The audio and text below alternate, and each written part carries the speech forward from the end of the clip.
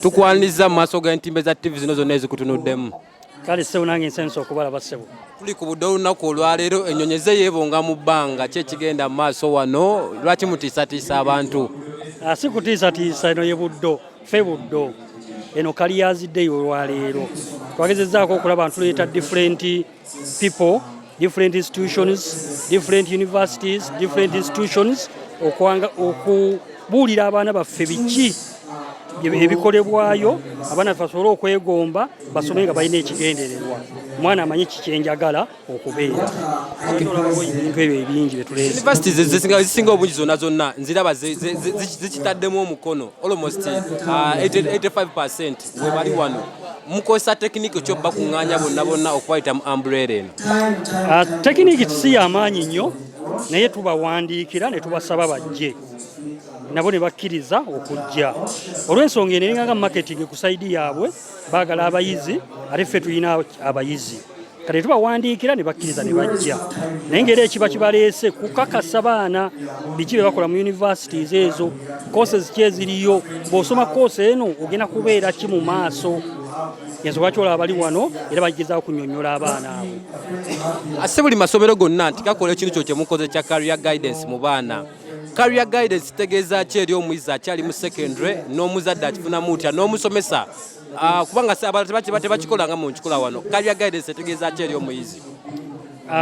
Kankuzeeko emabega katono ku career guidance eyo tetukikola nti olunaku omulundi gumu omwaka ffe tukikola buli week buli Wednesday tuba ne career guidance buli Wednesday naye rero twasazeewo tugifula olunaku lulamba lonna.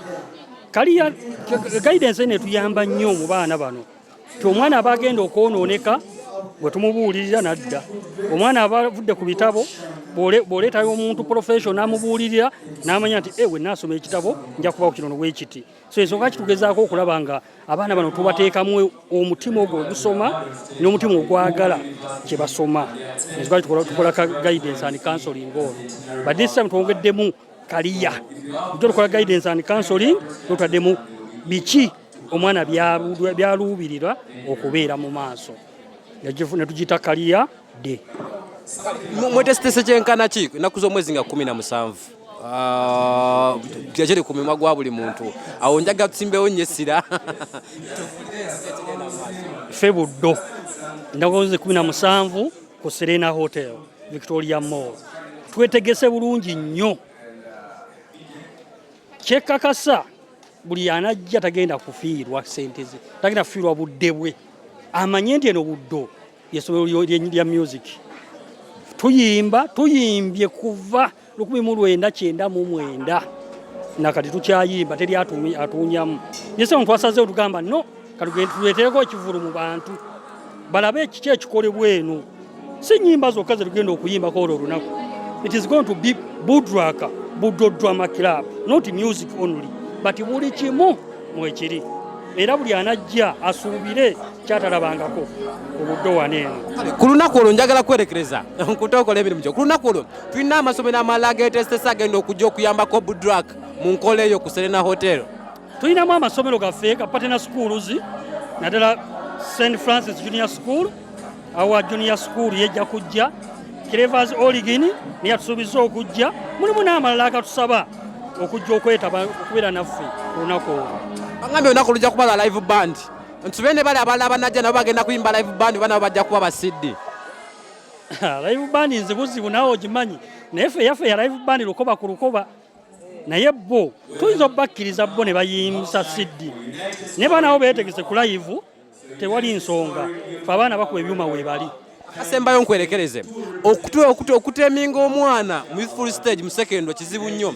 Abasinga obungi bafunira challenges naddala class awo senior 3 senior 12 bonooneka ne senior 4 buddo ekikola etya okulabika nga maintenance abaana awo mu shape yemu nesigala nga ekyafulumya abantu abali ku mulembe abakyalimu ensa ku generation eno yonoonese.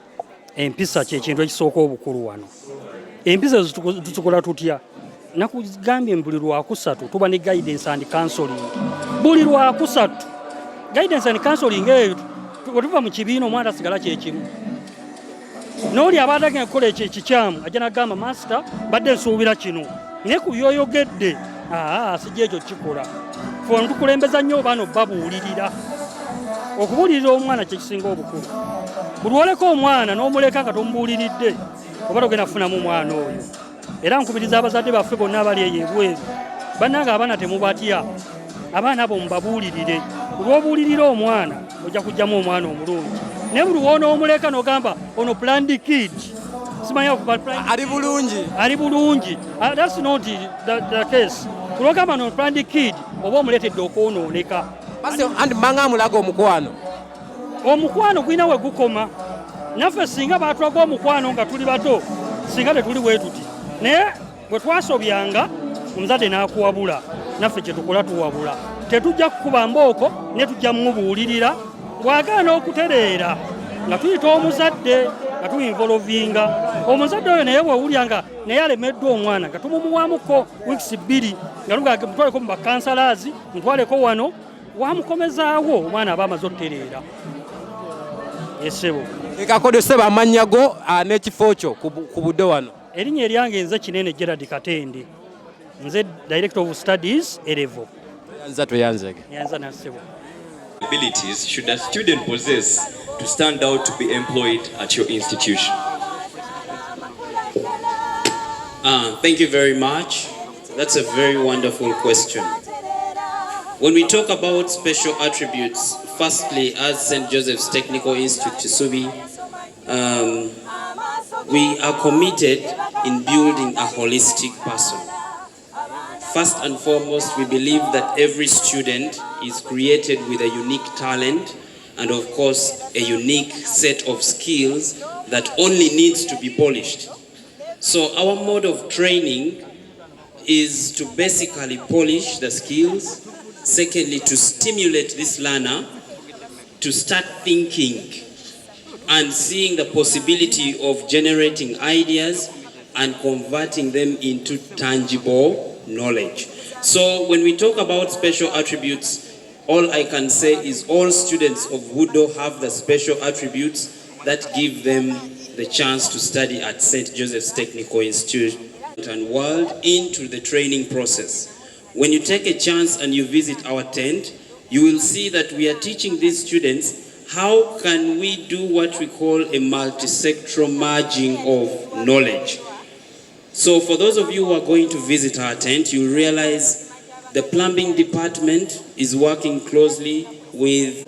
Okay, thank you very much. So what advice would you give to a student of Woodall Secondary School interested in pursuing a career with your institution? I can give an advice to a student of Woodall SS to actually think of acquiring skills.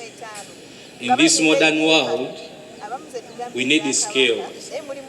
You know, we are here now, for example, we have structures, that is shelter. We teach it. We have that skill at St. Joseph's. We have vehicles. We have automotive mechanics. We deal in vehicles. We have woodwork technology. That is furniture. We have welding and metal fabrication. It is also there at St. Joseph's. We have leather tanning. We need the shoes. It means if a student of